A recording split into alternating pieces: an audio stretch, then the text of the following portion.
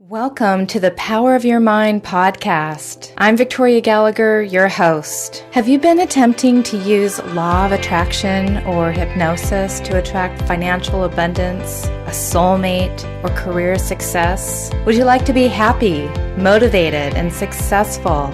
Have better health, enjoy more fulfilling relationships, overcome struggle, and gain mastery over your life? Then join me on this amazing self-help podcast where you'll unleash the power of your mind.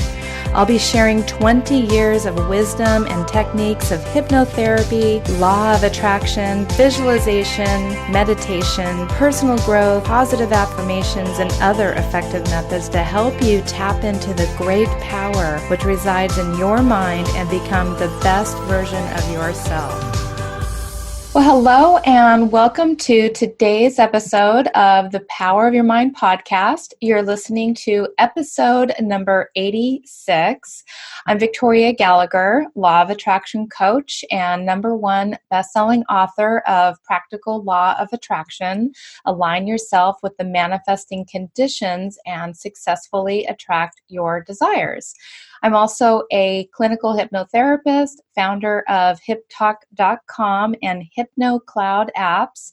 So be sure to stop by Hypnotic.com and sign up for your free self-hypnosis video training course. And for our listeners who found us through the Power of Your Mind podcast, you can get 35% off your first order of hypnosis downloads when you apply the code podcast to your shopping cart. Also, be sure to download our latest HypnoCloud app from the iTunes and Google Play stores. So today, I have a very special guest with me, Garry Coles. Garry Coles is a hypnotherapist and hypno-oncology expert who is one of only a very small number of hypnotherapists in the UK and probably Europe to hold an MSc in Clinical Hypnotherapy, referred to in the industry as the hypnotherapist. Due to a number of hypnotherapists Garry offers treatment, training, and mentoring for. Garry also counts numerous doctors, psychologists, psychotherapists, and counselors among his patients and has taught many of them hypnotherapy and is seen as the go-to hypnotherapist for the more challenging cases from all over the UK and abroad. Practicing as a full-time therapist for many years, Garry has busy private practices in 5 locations. He is one of the few hypnotherapists contracted to the NHS for hypnotherapeutic work. He consults on a regular basis at a major hospital specializing in oncology-based hypnotherapy work. Garry has over 14 years of hypnotherapy experience in an oncology setting, where he is the resident hypnotherapist in a major hospital offering hypnotherapy treatment for a myriad of cancer-related issues. He's received specialist cancer hospital training. He also spent a year embedded in the hospital's breast cancer multidisciplinary team, attending weekly meetings with the surgeons and oncology team to discuss cases and treatments. Garry carried out the first groundbreaking UK clinical research project into the effects of pre-surgical hypnotherapy on the recovery quality of breast cancer biopsies. The results were acclaimed and are awaiting publication.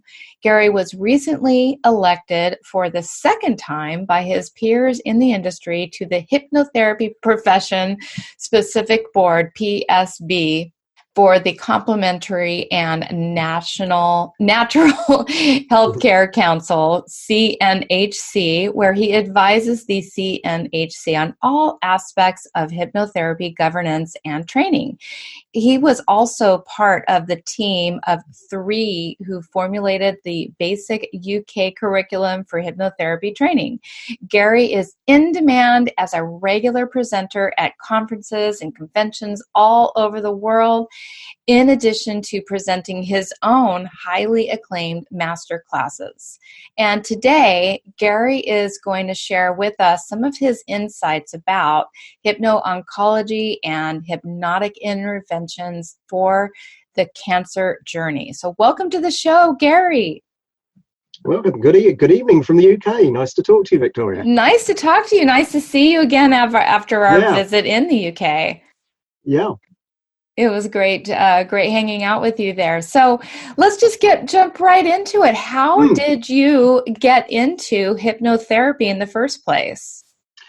Completely by accident. I'll be totally honest on that one. My background, my original background, I was actually an IT consultant in the oil industry. That's where I came from. Oh, wow. I got a little bit bored with that, but I was whizzing all over the world doing IT consultancy. I could see that was coming to an end because there was a lot of consolidation in the industry. And I eventually got made redundant, but I was in a situation where I had the luxury of a couple of years off, so I didn't actually have to work. And I resigned myself for having to continue working in the IT industry, but I decided I wanted to work for myself. But didn't really know what I was going to do. And I remember it was Christmas time, and so I decided to sort of make some money over Christmas time. I built a website selling books, a bookstore, and I sold books over Christmas. And Christmas came and went, and I thought, what do you sell in January? And somebody offered me a job lot of hypnotherapy CDs for quit smoking, weight loss and stress and things like that. And I was surprised how well they sold, and that sort of triggered an interest. Or re-triggered an interest. As a younger guy, you get involved in all sorts of things. I had books on the subject and so on. So I went back and looked at my books and thought, actually, that's quite fascinating. I didn't realise it was that popular. Then I had to see a local psychologist offering an introductory session on it. An introductory course. So I went and did the introductory training, and I was a little bit sceptical. But one of the things that he said was, I'm going to work with everybody and deal with an issue for them. And as far as I'm concerned, I didn't really have any issues. But one thing that I raised, which I'd never seen really as an issue to me, was ever since I was a child, I used to have nightmares where I'd be waking up, punching, kicking, shouting 3 or 4 nights a week. But I got used to it. I just then turn over and go back to sleep. So to me, it was just normal. It wasn't an issue. And he said, we'll work on that. And we did a whole afternoon on it. He did all these techniques. And I thought I wasn't susceptible to hypnosis at all. I was no good at sort of signaling, using idiomotor responses. I was useless at visualizing.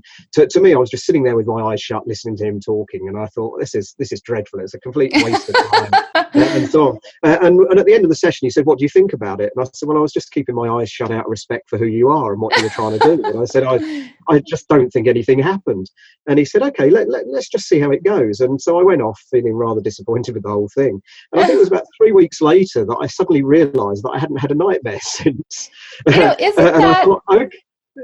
that funny? So many people do think that, because, their perception of what they think is supposed to happen during hypnosis is so much different than what actually does happen. It's such a naturally occurring state. Yeah, that's right. So I did that. So that I thought, well, actually, if that's happened without me realising it and thinking nothing's happened, there's a lot more into this. So I then went and signed up to do a diploma course, which I started doing there. Then once I qualified, I had a lot of things sort of fell into the right place, and it was the oncology thing that was the first thing. Was I just qualified, and everybody said, "Oh, you need experience now." And I thought, well, where do I get experience? I need to see clients and patients. Where do I find them? And somebody phoned me out of the blue and said, oh, well, I understand you've just qualified as a hypnotherapist. We used to have one at the hospital doing some volunteer work. They've left. It was really useful. Would you like to volunteer some time to us? Oh. So I thought, okay, yeah, I'll go and volunteer some time. And I was seeing 8 patients a day there. So my experience went through the roof really quickly. Wow. And I must admit, did you say you were seeing 8 patients a day? Yeah. Wow. Yeah. And so my experience went through the roof pretty quickly. And I must admit, I was feeling really mercenary at the time. I thought, I'll go to the hospital for a couple of weeks, get experience, disappear. Over 14 and a half years later, I'm still there. I never got away. You're still at that same hospital. I'm still at the same hospital in the same oncology unit. I'm now down to 4 patients a week there, so that's that. But I'm still there. I've probably seen over about 2,000 cancer patients there. Oh my in goodness. addition to all my other sort of patients. So that sort of started it off, and then I got experience. Obviously, built up my own practice, and then the oncology stuff, where it's led to now. It was quite fascinating. It was something I just sort of did as something to give something back all these years, just as a general hypnotherapist. But without realizing it, I've started to develop specialist techniques and approaches that work with them very well. The hospital, over the years, have sent me on lots of specialist cancer training courses. And then because I like to do everything to the full, when the opportunity arose at one of the universities, I decided to study for a master's degree in clinical hypnosis. And for that, we had to do primary research and a thesis. And I decided to make it difficult for myself. I decided I wanted to do medical research. hence the research that I actually did. I became embedded in the breast cancer team for a year, and actually did my dissertation on research into pre-surgical hypnosis and the effects that had on the recovery quality in breast cancer operations, and I was able to demonstrate that it did make a difference. That really got me on board with the doctors and the surgeons at the hospital, which was really good. They were moving their elective lists around to accommodate me and all sorts of things, which was fantastic. And then after I gave my master's degree, because that gave me a lot of credibility, I was employed to actually work at a local doctor's surgery as well as in my private practice.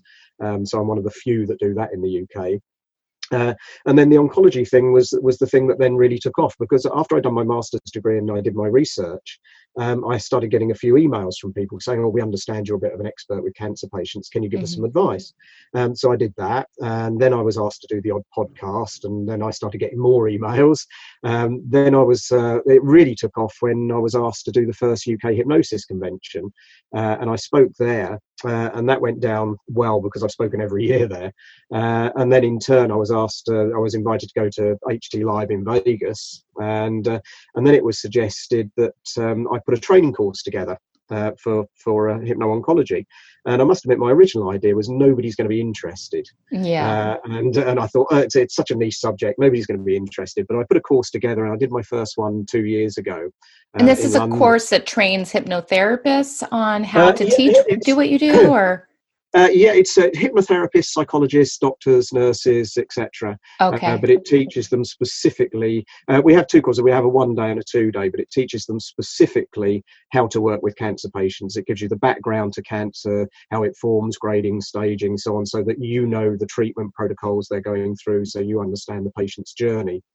And then it teaches you all the approaches and the techniques that I've worked on over the years that I found are very effective. And also it tells you the sort of things that you can work on, the sort of things that you can't, and so on and so forth. But I put that course together thinking nobody's going to be interested. And I did it through a university in the UK in London, and it sold out. I think I had 40 hypnotherapists at my first training. Wow. And then I was asked to put it on a couple more times in the UK. And then we've got other people involved. I mean, last year I ended up bringing it out to Vegas and New York.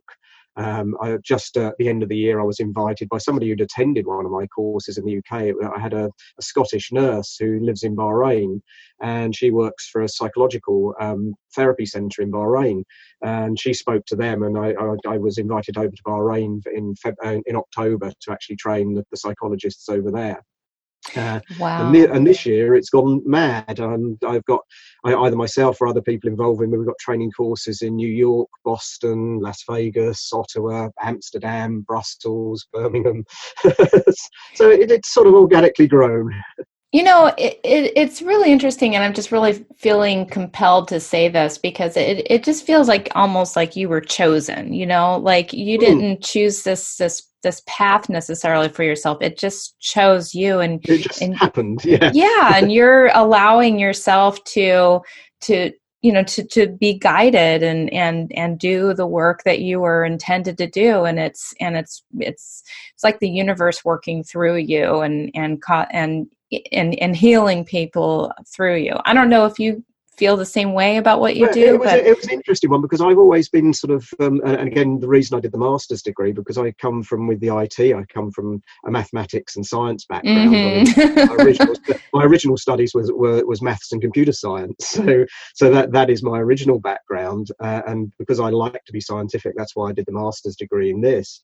And I must admit, I've always looked from the scientific side, thinking, I don't believe all this sort of stuff. But I actually wrote an article. We have in the UK, one of the governing bodies is the National Council for Hypnotherapy, and they have a quarterly magazine, and I did an article for them saying that is this fate, or is it science, or is it accident, or is it the universe, is it karma, because I've just happily gone along my way helping people in the cancer unit for years and years without thinking anything more beyond that, and then all of a sudden I'm now in demand to teach all around the world what I'm doing there.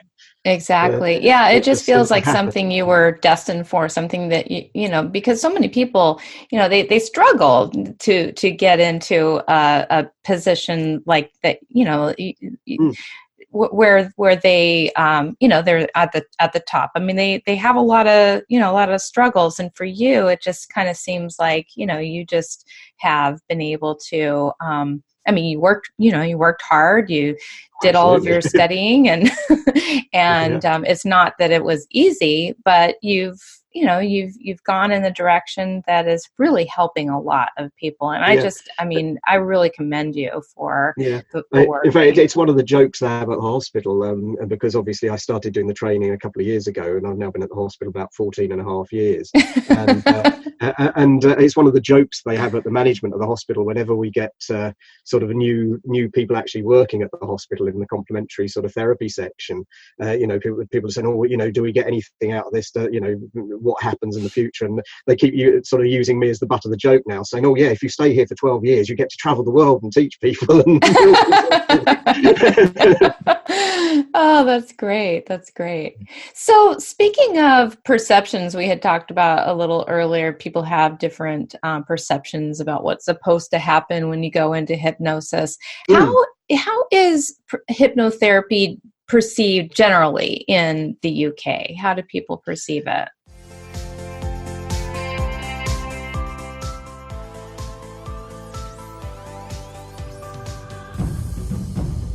If you find value in this personal growth related material, I strongly recommend that you sign up for your $1 trial to my Personal Growth Club. Just head on over to personalgrowthclub.com and get a whole month of premium Personal Growth Club video training materials, meditations. You also get 6 free hypnosis sessions that are valued at over $174, all for this trial of just $1. Even if you cancel, you can keep the 6 hypnosis sessions. That's my gift to you, and that's how confident I am that you are going to love Personal Growth Club. Go to personalgrowthclub.com and start your $1 1-month trial today.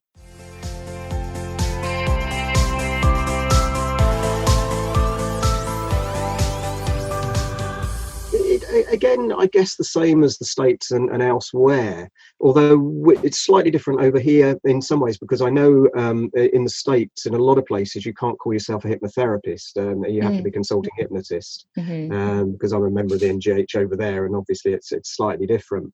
In the UK, there's nothing at all about that. Anybody can call themselves a hypnotherapist. So it does get a bit of a bad press in some ways, because in the UK, it's not regulated at all. Anybody can call themselves a hypnotherapist, and unfortunately a lot of people just want to jump on the bandwagon, sort of seeing one client a week after work, they'll learn off of YouTube or something like that. And because we're quite sort of densely packed over here, I mean, I live probably about 45 miles southwest of London, and from where I live, within a 10-mile radius of me, I think we have between 100 and 120 hypnotherapists. They're absolutely everywhere. Yeah. So it does get a bit of a bad press in some ways, because a lot of people will hear about hypnotherapy and they'll just go and see the nearest, cheapest person, who might have been somebody that's learned off of YouTube and sees one person every couple of weeks. And of course, then it doesn't work with them, and they all go around saying, "Oh, hypnotherapy, I tried it once, it was rubbish." So that's a bad perception of it.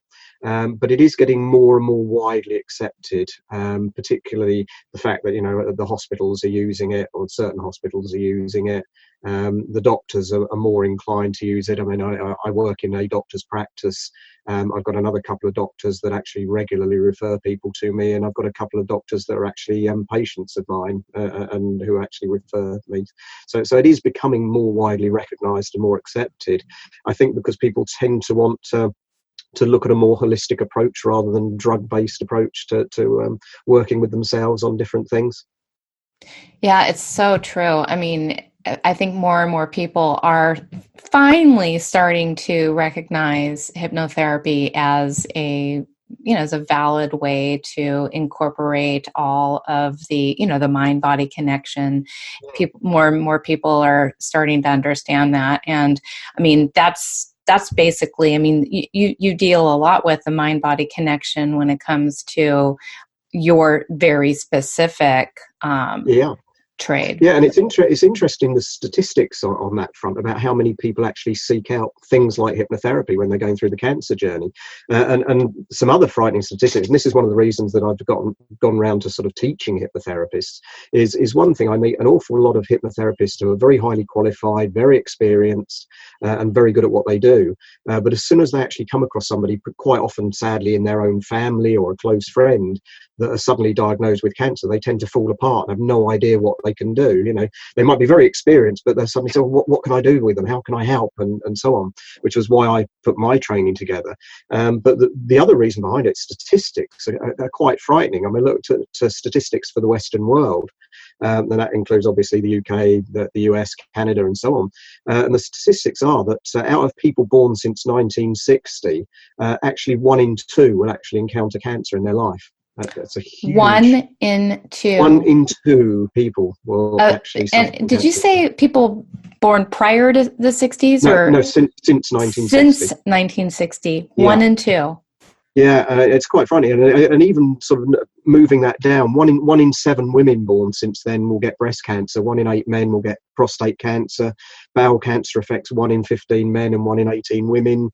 Lung cancer, 1 in 13 men and 1 in 15 women. It's quite frightening statistic. That's very frightening. Wow. It is. But what's also interesting is that SAGE, which an organisation that does a lot of very good research, they did some research, and actually they found out that people diagnosed with cancer, 40% of them will actually seek out complementary therapies. 40%. Yeah, so if you think 1 in 2 are going to go through it and 40% will seek out complementary therapies, that means that potentially 20% of the population are going to be looking for something like hypno-oncology going forward in the future. Wow. That's a huge market. That is a huge market. Yeah, and I don't think people have really woken up and sort of come around to that yet. Exactly. So, one of the things that we, you and I talked about back when we were in London, because, I was a little bit misguided when I understood, before I knew what you actually did for people, so I want to maybe clear the air a little bit for people who might be wondering themselves. Because one of the things I think of when I hear of a hypnotherapist and cancer is I think about trying to cure their cancer. Absolutely not. Okay, that's not. So let's just kind of dive into that a little bit and just talk about, like, what is it that you do for the person that is on the cancer journey? Yeah. Okay. Well, and starting on that bit, this is the other worrying thing that we have, is that people, once they're diagnosed with cancer, tend to obviously grasp at anything. And rather sadly, there's a lot of awful people out there that will take advantage of people going through the cancer journey. There's a lot of, for want of a better word, snake oil salesmen out there that will just take the money, and I get people in my hospital, they will grasp at anything. They say, I'm going to Switzerland, I'm going here, and this is going to cost me this, but there's this new treatment and so on. And well, I'm very against all that. But worryingly, the statistics of what people believe are quite frightening. Again, there was some recent research done done over there, actually, the American Society of Clinical Oncology, and they surveyed 4,000 adults. 25% of them had actually either had or been through the cancer journey, and 40% of them agreed that cancer could be cured by oxygen, diet, and herbs alone, which is quite frightening. Wow. And half of those under the age of 53 thought cancer could be cured by complementary therapies alone. And what is worrying about that is that if you actually go down the path of using just complementary therapies or just alternative therapies rather than any mainstream, it actually doubles the mortality rate. And in early stage cancers, you actually increase the death rate by 6 times. So these people are really being taken advantage of, and obviously sort of suffering as a result. It's really sad. And it's really sad when people play on people's emotions when you're going through something so significant. Yeah. But from where I come from, and in the UK, where it's quite protected, we actually have a 1939 Cancer Act in the UK. So unless you're an oncologist, a surgeon, or a doctor, you're not allowed to work with cancer, and you're not allowed to give advice about cancer treatment, and you're not allowed to say that you can work with it, cure it, treat it, or anything else. So it's very specific. Yeah. I think it's a little bit out of date because it's 1939. There are things obviously we can now do around that area, but there are ways around it. And I always say what I do is an adjunct treatment to whatever their mainstream is. So they should go along their mainstream treatment, be guided by the oncologists, the surgeons, and the doctors, but we get involved in the cancer journey. So we don't treat the cancer itself. However, saying that, there are areas where we can get involved in, and perhaps we'll come back to it later. One of the areas that I talk about and actually teach on my course is psychoneuroimmunology, or PNI for short, which is how the immune system can be affected by our emotions, for example, and therefore using hypnotherapy we can change the emotions. And there is a lot of research out there that demonstrates that hypnotherapy can have an impact on the immune system. So therefore, obviously, with cancer patients, that is a very big component of what they're going through. So we can assist theoretically in the journey from that side of it. And there is a lot of anecdotal evidence about using the mind to treat cancer. Now, although we don't do that as such because it's illegal and I think it would be unethical, there are techniques and approaches that I will do with people to say, well, would you like to just do guided visualization, or we can do other techniques using your mind that there is no evidence that they will help, but they're not going to harm you. In which case, if you'd like to throw that at it as well, that's an extra. And so we're allowed to do those types of things. But generally, I work with people through the journey. So it would be from the initial diagnosis. So you're dealing a lot with anxiety, fear, panic, and so on at that time. We then look at fears and phobias. We have people going into scanners, having to have needles. With radiation, head and neck cancers, they have to have a mask actually sculpted to their face and they're bolted down. That actually causes a lot of claustrophobia and panic. Oh, wow. So we deal with that sort of thing. We then do work with pre and post-surgical work and post-healing. There's a big area of working with the side effects of cancer treatments, because there are a lot of side effects for cancer treatments, and hypnotherapy is very good at dealing with a lot of those. Obviously, one of the things that we know about already is pain control. It's very good for that type of thing. And then really just sort of general other life issues that will be thrown up as people go through the journey. So there's quite a lot of work that we can actually do with cancer patients, even without working with the cancer itself. Right. Yeah. No, that makes a lot of sense. So you are dealing with all of the aspects of the things that happen as you go through the journey, the fears, the anxieties, the side effects of the medicine, and probably, I would imagine, does it come up for you to deal with the family? Do you also? I do see. I deal with family members as well. We have counsellors that do a lot of work with that, but for specific areas, yes, I do deal with the family members as well. Right. So tell us, it's really interesting. Tell us a little bit about the PNI, the psychoneuroimmunology. Yeah, I always call it PNI for short. So after you said Yeah, it a couple of times, you start falling over. quite a mouthful. Psychoneuroimmunology. It is, yeah. It was actually PNI, as I call it, it was coined by Dr. Robert Ader in 1975. It actually was, and it's looking at essentially it's looking at how the immune system is connected, because we know we have this mind-body link, and it's how the central nervous system and the immune system can affect each other and are connected to each other. And the research seems to have indicated that the immune system is affected by things such as emotions and so on. I mean, an old thing, we say, if somebody's really down, they're more prone to being ill. It's because their immune system is low, and therefore that might be caused by depression or anxiety and things like that, in which case they then become more susceptible to illness. And there has been a lot of research really from Robert Ader and moving forward that now seems to indicate that there's a lot of evidence that we should be using it with cancer patients, because they now decide there should be a more holistic approach with cancer patients, particularly in the areas of psychological and social care. But one of the areas that has been looked at is that using things such as hypnotherapy, because we can modify the emotions, we can therefore modify the immune systems. And it has been shown that things like T cells. I saw an article today about a new discovery potentially moving forward about one of the T cells in the immune system may be able to be changed to actually target all types of cancer cells. Now, we know from research that it appears that using hypnotherapy, for example, you can increase the number of T cells actually within the immune system. So there's a lot of things we can do there. And also, the other interesting side of it, I mentioned on my courses about diagnosis and prognosis. And it's quite interesting that a diagnosis is something based on facts. It's what we've looked at with the tests and biopsies and x-rays, whereas a prognosis is just, if you like, plucking something out of the air based on what we know and based on statistics and everything else. And that's not going to be the same for everybody.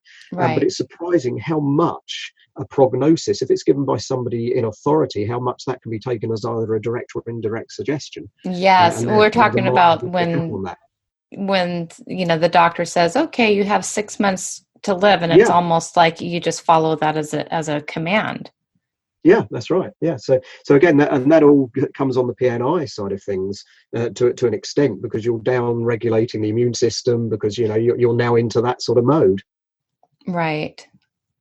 So how how can you start to assist cancer patients with PNI?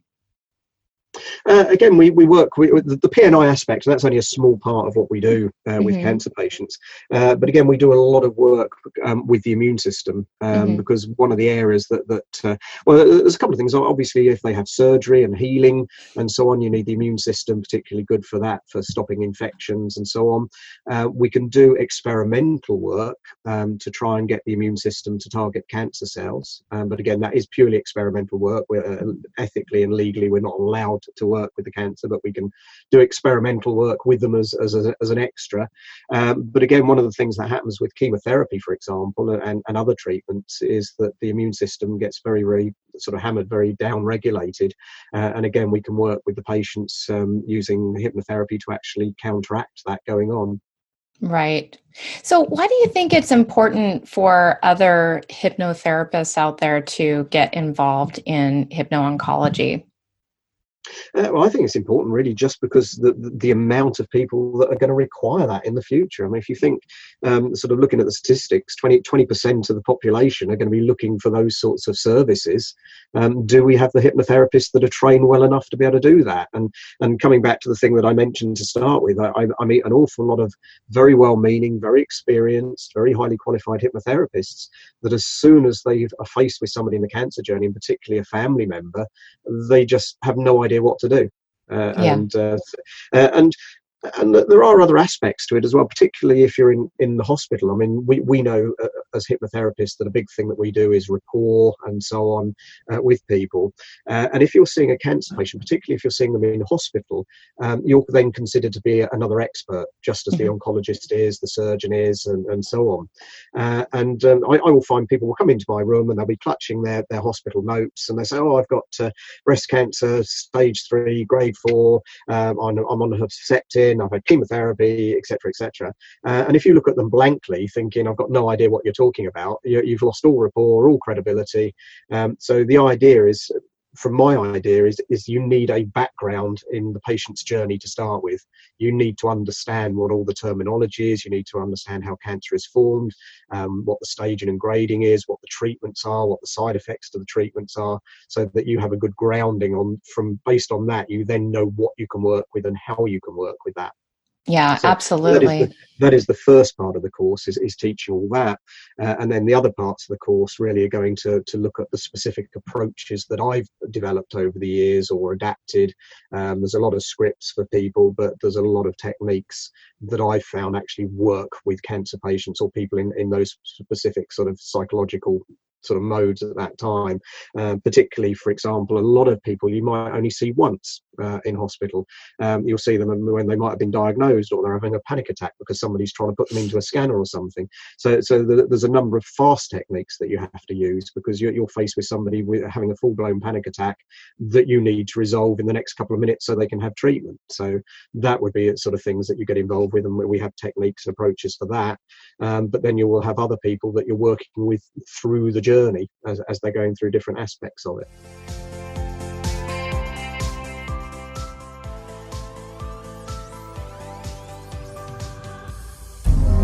Hello, this is Victoria Gallagher. I hope you're enjoying listening to the Power of Your Mind podcast. As a way of thanking you for listening, I'd like to offer you a one-time discount of 35% off your first order at hyptalk.com.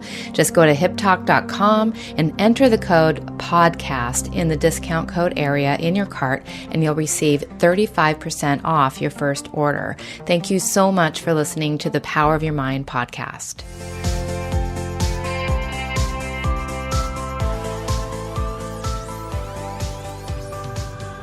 Well, these courses sound really great. And, at some point you're going to be faced with somebody that's going to come to you and with this situation, and you're probably not going to know exactly what to do or how to deal with them. So it just sounds like people want to arm themselves with being prepared. But not only that, just because of the fact that, to me, it seems like going through this course could also help you to deal with other possible medical issues, or, if people are coming to you with anxiety or fears, now you know how to deal with people in general that are coming to you with these kinds of situations.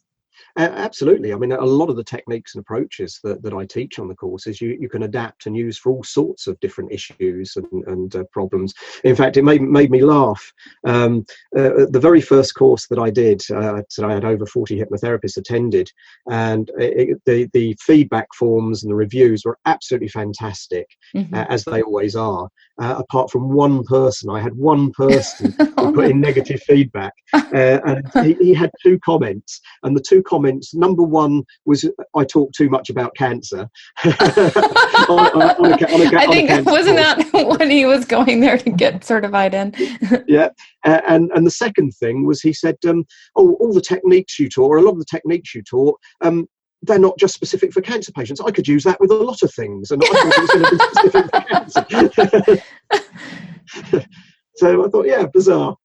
That's very bizarre. I mean, to me, that sounds like good feedback. So, well, yeah. Well, other than I want to talk a little bit about where some of your courses are going to be held this year, but do you feel like we missed anything important here that you need to cover here in this interview? No, I mean, one of the things, or a couple of things, I mean, there's some really good research out there that people can look at to show that hypnotherapy is very effective. I mean, there's recent research by Sharma in 2017 that did a literature review of 55 research papers, and that was looking at the clinical benefits of hypnotherapy with cancer patients, and they concluded overwhelmingly that it benefits them both physically and psychologically. And there was another one by Flammer and Bogarts in 2003. They did a meta-analysis of 57 random controlled studies of palliative care hypnosis, and again overwhelmingly decided it was effective with cancer sufferers. But the one thing that I'm looking forward, or what I'm doing to moving out in the future, is what I've done recently, sort of based on the courses. I mean, I want to encourage people to do the courses, that everybody should be trained. But I did notice that some people were very well-meaning, but when they come on the courses, because the courses are very intense, very fast. So unless you do a 2 or a 3 day one, we don't have a lot of time for practice. It's all demonstrations, case histories, and lecturing. And I did find sort of 1 or 2 people that perhaps had only just started their hypnotherapy training, or might have been psychotherapists without any hypnotherapy training. And although I'd like to encourage them to have the background in it, I also want to protect patients more, because obviously it reflects on my training when people are going out there. So what I have done in the last few months is actually set up the Association of Hypno-Oncology Practitioners. And so what that is all about is that's to ensure that people meet a required standard. So what actually happens is people can come and attend the training. That's absolutely fine. But the training itself is a CPD day. Or a CPD 2 days, however long the courses are. So they can come and attend that, that's absolutely fine. But if people want to become an accredited practitioner, and then for joining the Association of Hypno-Oncology Practitioners, that requires them passing an exam. Now, it's an online exam. It's at no further cost to people that come on the course. So it's not me trying to make extra money out of them. It's free of charge. But the exam itself, it's not easy. And it's designed not only to test their hypno-oncology knowledge, but it's also to test their general hypnotherapy knowledge and their ethics knowledge and their backgrounds and things like that, so that I can be happy that the people that are coming on board with the association are trained to the level that I would expect them to be trained to, and will operate in the ethical way that I would expect them to operate. Yeah, that makes a lot of sense. And do you think that a lot of the medical associations are going to, the hospitals are going to become more aware of this credential that? I would certainly hope so. That is the plan, is to get it out there and make it known as if you like the gold standard of people working with cancer patients. And that's really why I went along the idea of hypno-oncology, because essentially it's hypnotherapy with cancer patients. But I think by defining it as hypno-oncology and having a hypno-oncology practitioner, it takes it that away very slightly. It makes it slightly more scientific, slightly more academic, which again is slightly more in tune with hospitals and surgeons and so on, which is why I deliberately tried to move it in that direction. Great. Well, you are doing some great work out in the world, and very much needed, clearly. I mean, with these statistics of possibly 1 in 2 people being afflicted with this, and more people turning to alternative approaches to to helping them go through that journey. I mean, I think that you're doing some very, very important, well-meaning work, and I just really want to acknowledge that. And so thank you very much for coming on Power of Your Mind podcast. Where can people find out more about this, and where are your training courses going to be held this year? Well, we have a website which explains a lot more about hypno-oncology, and that is nice and easy to remember. It's www.hypno-oncology.com. So again, that's just hypno-oncology.com. Oh, great. So people can contact me via that, and the association via that. We have got various people. We have got training courses around the world this year. We've got one in Birmingham in the UK. We've got one just coming up near Brussels in Belgium. That's at the beginning of March. We have another one in Europe in September in Amsterdam. We have people doing courses. I think there's 3 going to be put on in the States this year. We've got one in New York, one in Boston, one in Las Vegas. And we have one being put on in Canada, in Ottawa as well. So I think that's probably going to be it for this year. Wonderful. That's quite a few opportunities that people all over the world have to go and get themselves trained. Yeah, there are dates and so on the website for okay. People. So and again, that was hypno-oncology.com, correct? It is, yeah. There's lists of all the dates there. And other ones, because I'm also coming and speaking at various places as well, just to talk about what I do if people don't want to do the training, but just interested in more. I will be whizzing around, and there are dates for that on there as well. Oh, that's great. That's great. Well, thank you so much, Garry, for coming on the show and sharing your experience and your journey with, helping people to navigate this very important journey in their life. And, it's been a pleasure learning about this. And again, you guys can find out more about this by going to hypno-oncology.com. Yeah, thank you very much. Thank you very much. Thank you for being on the show. Thank you. If you enjoyed today's episode, please share it with your friends. And once again, be sure to subscribe to the Power of Your Mind podcast if not already. We can be found as Hip Talk on all our social media accounts. So like us on Facebook, follow us on Twitter and Instagram, subscribe on YouTube, and sign up for your free self-hypnosis video training course at hyptalk.com. Be sure to subscribe to the Power of Your Mind podcast, and you'll be instantly notified the moment the next podcast becomes available. Also, please be sure to leave a rating and a review to tell us how you're enjoying these episodes, and that way you're making a contribution toward others getting to share in this valuable information. Thank you so much, and I'll talk to you soon. You've been listening to the Power of Your Mind podcast, brought to you by HipTalk.com, Personal Growth Club, and HypnoCloud apps available at iTunes.